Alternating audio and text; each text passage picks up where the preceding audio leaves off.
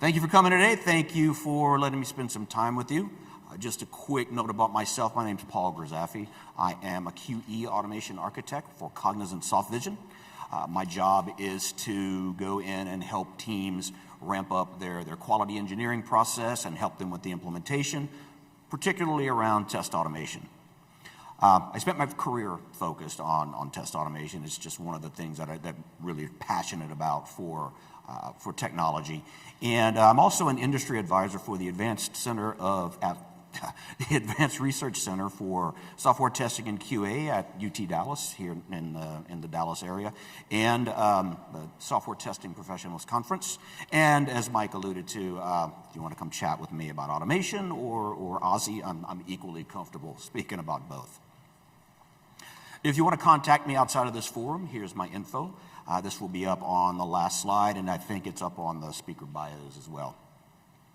So when we think about automation in general, but also from a testing standpoint, what do we think of?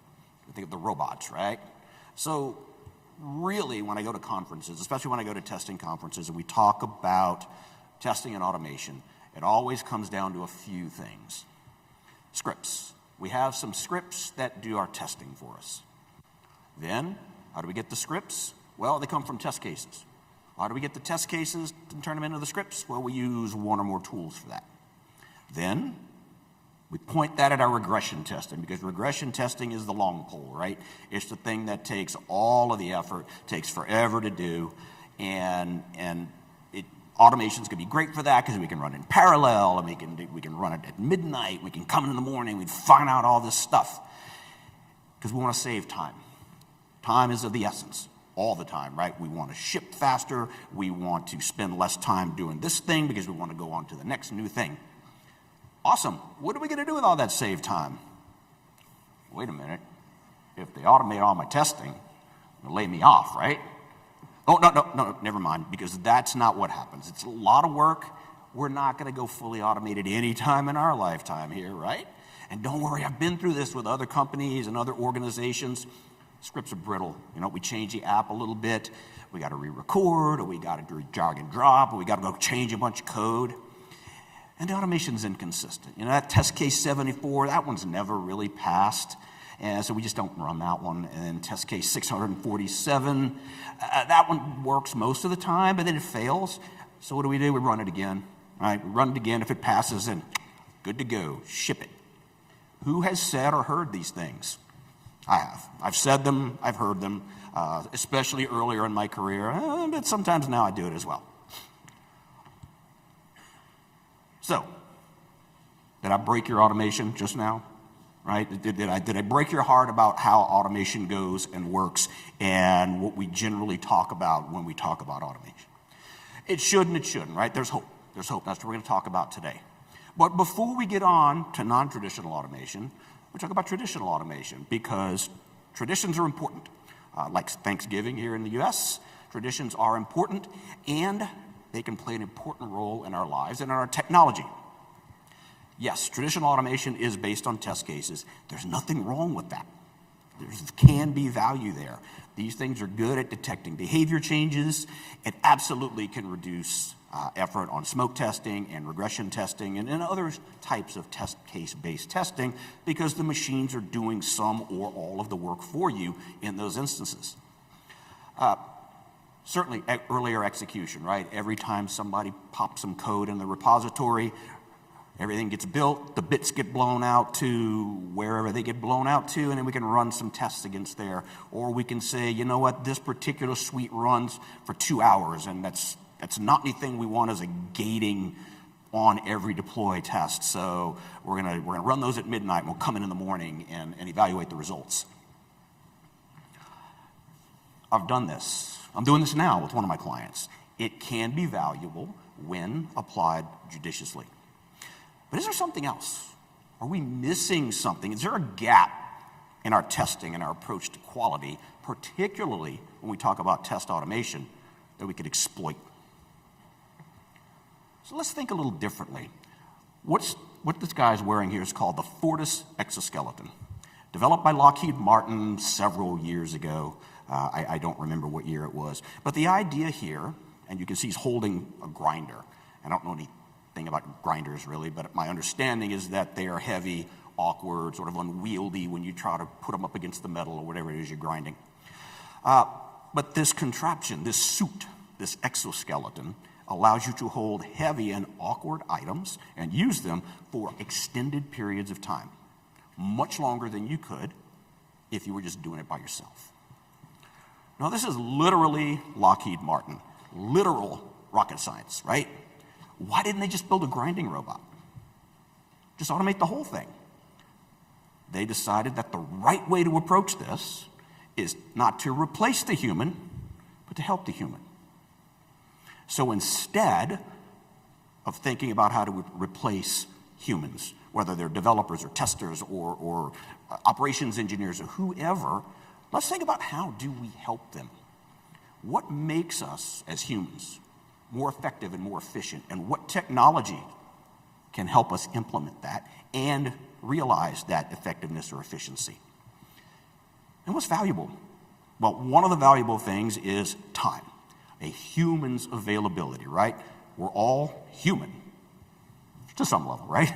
We're all human. We've got limitations. We have things we want to do, things we have to do, things we like to do that are outside of our jobs, that are outside of pushing buttons and turning cranks. Maybe we can point some of the automation at that. And what hurts? Everybody that loves their job, there's some part of it that sucks.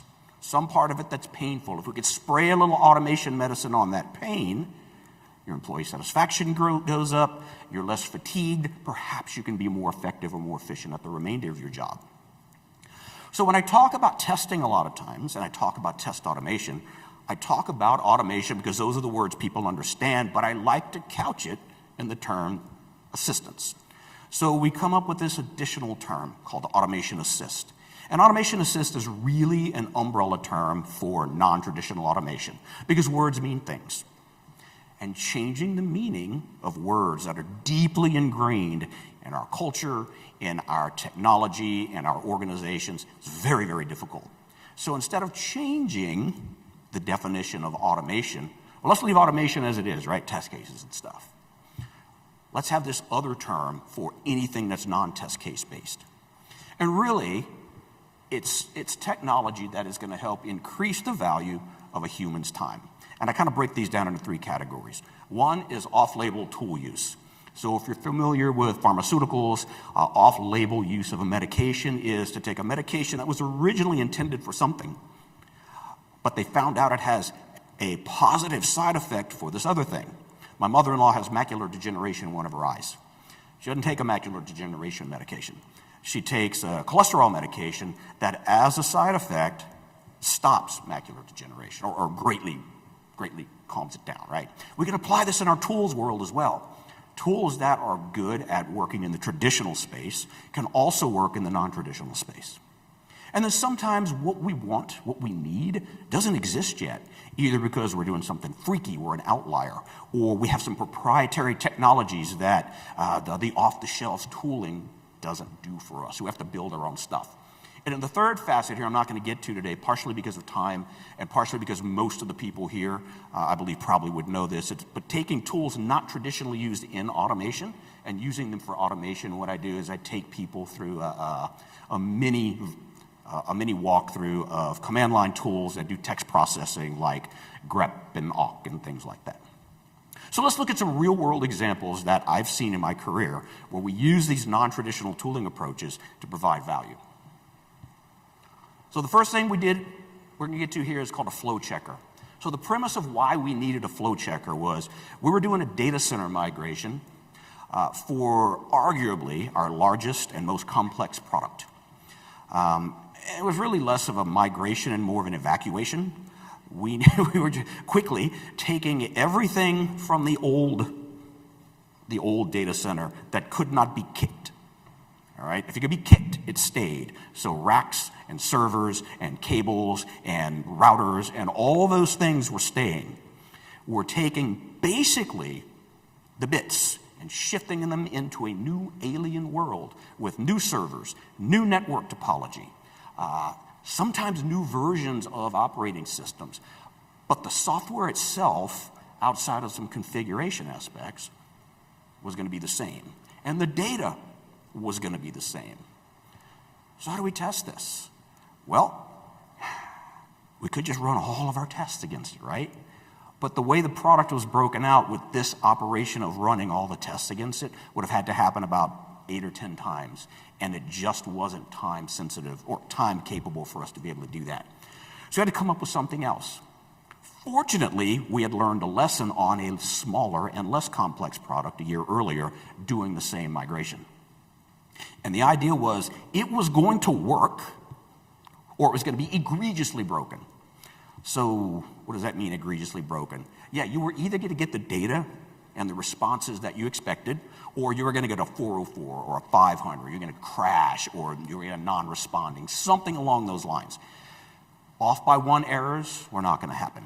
Calculation errors were not going to happen. That was shown in the previous migrations, so we could expand it out to these other migrations as well. So what did we do? We took our existing automation tool and we wrote new scripts, but not based on test cases, based on flows and destinations. We said, if we can go from this page to this page to this page to this page to this page, get to this grid or get to this form, and it has data in it, success, we're good. We're gold in there. If it breaks anywhere along the way, then failure, and we go and investigate, resolve the problem. Hey, why don't we just do this with APIs? Because we were also testing the network topology. Just because you could get there from the API didn't mean you could get there from the other server. Because again, new alien world with new everything. And the tool we used was called Test Complete. It's still available. It was in-house. People already knew how to use it. So it didn't make sense for this application to bring in an additional tool and have the learning ramp up just to repurpose something that we could have already used. So why do we use this? Quick, shallow checks can maximize the human's time. What we did, each time we did one of these migrations, we had human testers working as well. What were they doing?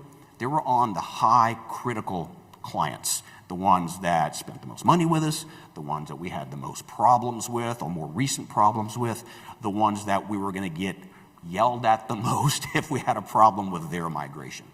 They focused on that. The automation ran on everything else. If there was a failure in the automation, then the humans would take that and put it in their pile to evaluate as well. Like I said, the existing tool reduces effort, and we found 10 incidents, business critical incidents that would have caused an outage, possibly causing us to repay for time lost to some of the clients. 10. Now, this was a target-rich environment, so we would not expect this much or this many issues to be found normally in a more traditional project. But for here, this was the right tool, right time. Next tool, also created during this data center migration, was a random menu clicker. So the premise, same product, large, complex, aging, was not built for testability, much less automatability. Plus, as I talked about, we had all this client data.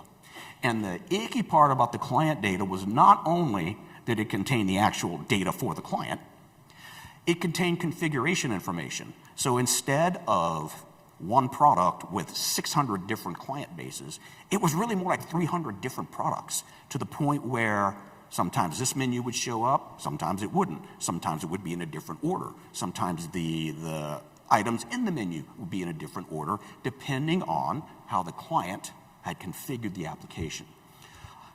So we're talking about an explosive number of permutations and combinations here that were just not going to be feasible to test in the time that we had to test it and with the computing resources that we had. So what do? We built something called a random menu clicker. Pretty much the entire website was built off of menus. There were very few actual anchor tags in the HTML. So what we did was we built this thing. It was like fuzz testing, but for a GUI. And it would randomly select a menu item. And then it would look for things that were weird, something that fell outside of the heuristic. Hey, this didn't seem to match. Now what's weird? Well, we got a 400, got a 404, got a 500. Okay, those are pretty obvious. We can mark those as problem. Wait, the word error appeared on this page. That was one of our heuristics. There were a couple of places that was legitimate, that, you know what, error should appear on the page here. But most of the time, that was going to be flagged as an error. Or a weirdness, right? Something that fell outside of the heuristic. So we would run this for an extended period of time, looking for these weirdnesses, and hopefully, when we're done, we'd have a huge stack of not weird, and a significantly smaller stack of weird that developers, testers, whoever could go back, look at the trail of breadcrumbs and say, oh yeah, this is a problem, and here's how to reproduce this. Because when you're dealing with randomization, you have to have the trail of breadcrumbs, otherwise you don't know how to reproduce the issue. Or they could say, you know what, this is one of those ones where the word error is okay, ignore, move on to the next issue.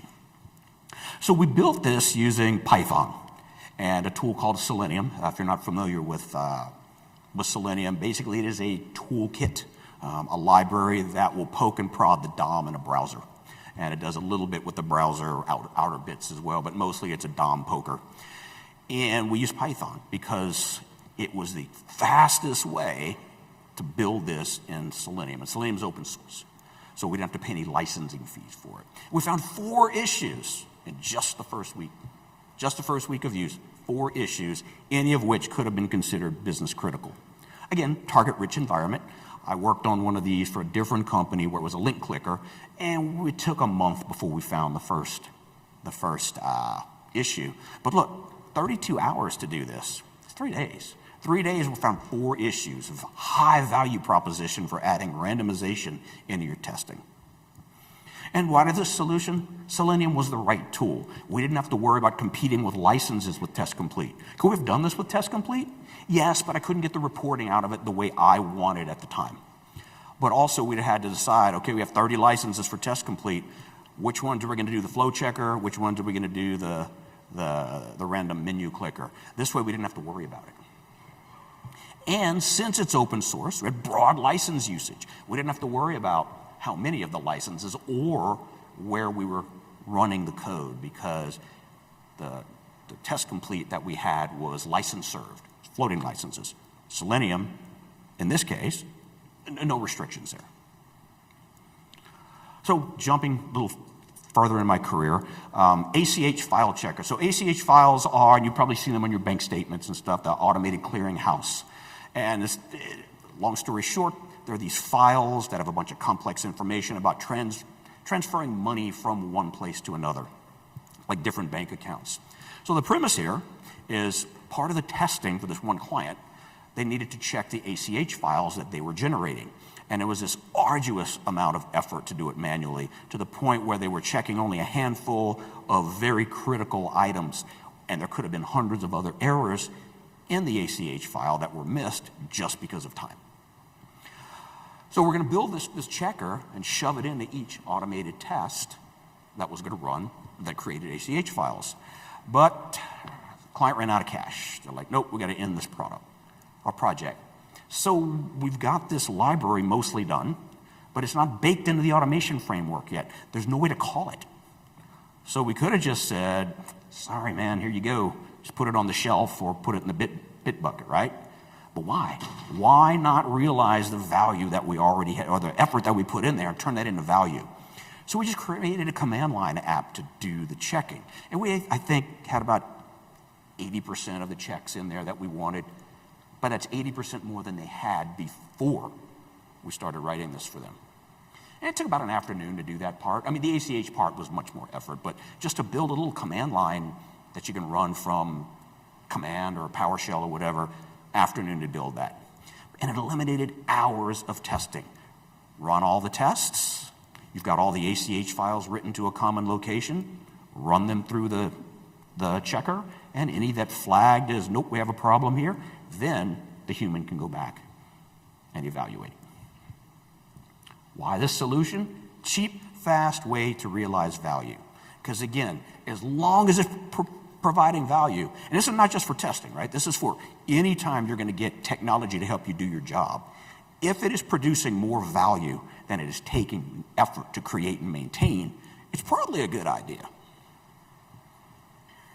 Now, jumping back further behind in my career, I worked at a stock trading company, and we were the data network team, and there was this thing called the data server, and it was the one that slurped all of the information directly off the stock exchange feeds.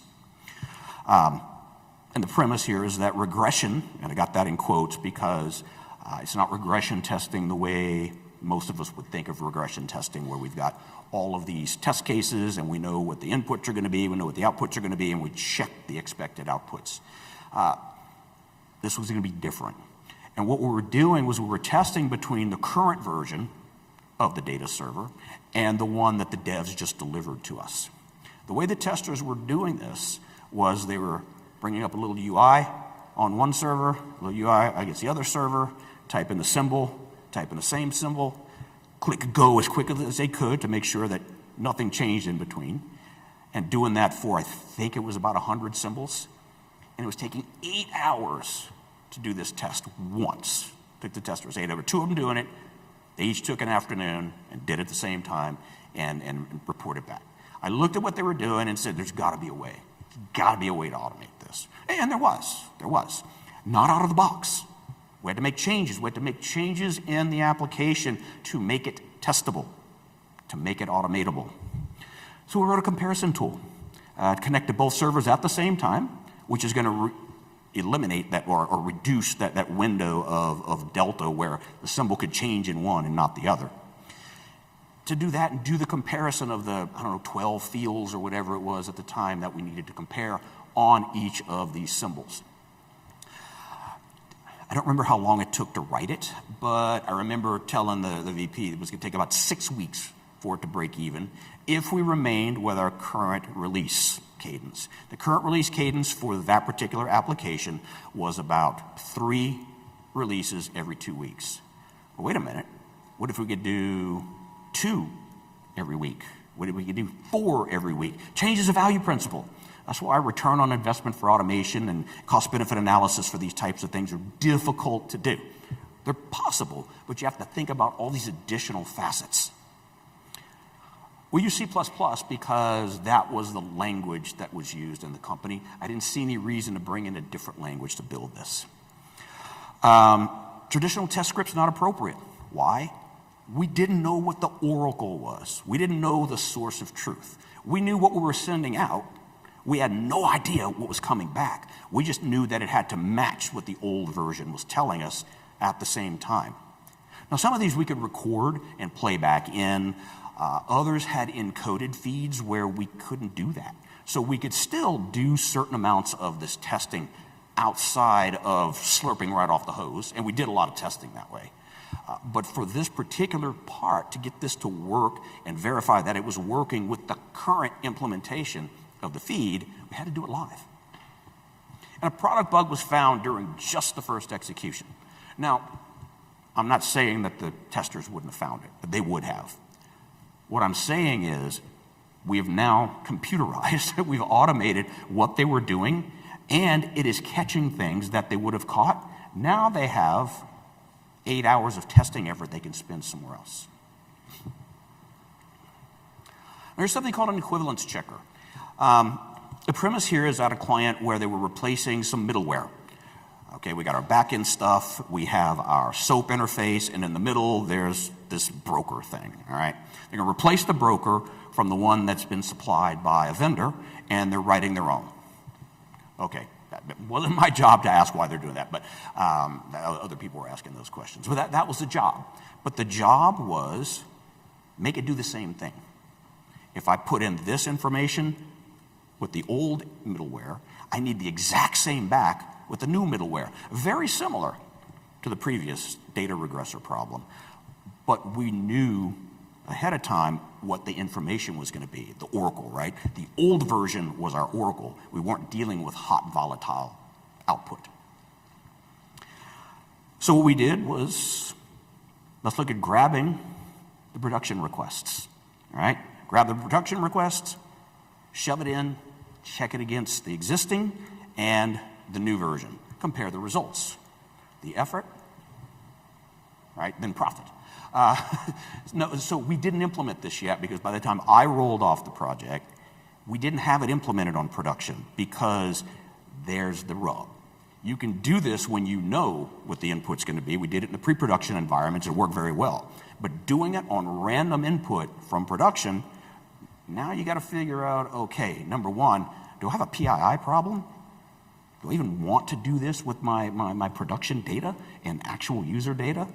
That was their problem to figure out. If they said, yes, we can do it, cool, let's do it. But how do we determine what the answer should be based on this, based on that? If the timestamp, there are a lot of different considerations there. That was going to make this complicated. But why do we go with this approach? So the whole idea of equivalence checking is related to something called functional equivalence testing. It's a facet of something called high-volume automated testing, which is not performance testing or load testing. It's different. If you're into testing, look into it. It's some cool approaches and thought processes there. But the idea was we wanted to execute valid test cases that were not previously addressed. Right? We can't think of everything. Not everything's intuitive to us, but valid, because obviously their clients were doing it. And we want to make sure that this is going to work in the new system as well. And we could repurpose a good chunk of our existing implementation and just build a different sort of wrapper around it to do the before and after comparison. So I've just talked for 25 minutes, and I haven't said DevOps. Where's the damn DevOps? Well, it's been here the whole time. I just didn't say it. Because what we do is we need to automate. When we automate and apply technology, it needs to be for value. There needs to be some value that's coming out, and that value needs to be in line with your goals, your corporate goals, right? Not just your team's goals or your organization's goal. When you do work, it needs to be directly in line or at least tangentially related to your corporate goals. Otherwise, you might be doing the wrong thing. So a lot of times I hear, or when I go to clients and I say, okay, you want to do automation, why? Well, we're doing DevOps. Okay. Or I'm doing Scrum, or XP, or I have the thing I read about in the magazine and from the guy. No, that's not why we automate. We automate to provide value. The kicker is that in DevOps, in continuous integration and continuous deployment and delivery, in order to do it in a timely manner, automation's a big part of that. But it's not why we do it. It's going to provide some value to us. It's going to get us to market faster. It's going to reduce found issues in production. It's going to be something that boils down to a value proposition. So I always like to ask clients, why do you think you need to automate? Automation assist might not belong in your pipeline. Things like, hey, I want to randomly click on menu items for the next 2 hours, see what turns up. You might not want that in your gating pipeline, right? But it might. You might want some of these in your pipeline. Think about the functional equivalence checker or the data server regressor. Data server regressor ran in a minute. Why not add that to your pipeline? You get a lot of value that way. Do you want to run it on every deploy? Sure, why not? It's a minute. What is your tolerance for waiting? You're already waiting for the build. You're already waiting for your traditional automation to run. Is adding another minute intolerable? Maybe it is. Depends on what your cadence has to be to meet your business goals. But even if you're not doing commit to release, right, you can still kick this stuff off in the pipeline. Why not? Hey, we just got to deploy. We're doing the gate now, but over here we're doing this non-gating stuff, and we're going to get alerted when it's done. Then we can go and evaluate, do we have time to look at this? And if we do, how much time are we going to spend on looking for these particular issues? But again, be responsible, be appropriate, consider value. Quick takeaways here. This is different. I give a version of this talk at UTD a few times a year, and I tell them, this is how we should be thinking about automation and related computer help. But if you go to your job interview and you talk about this, they're going to say, that's cute. Do you know Test Complete? Or do you know Selenium or whatever? So this has to be a facet of what we're doing, not just what we're doing. Scripting tests is okay. There's nothing wrong with that. And some teams don't have time to do anything else other than go from the tests to the scripts.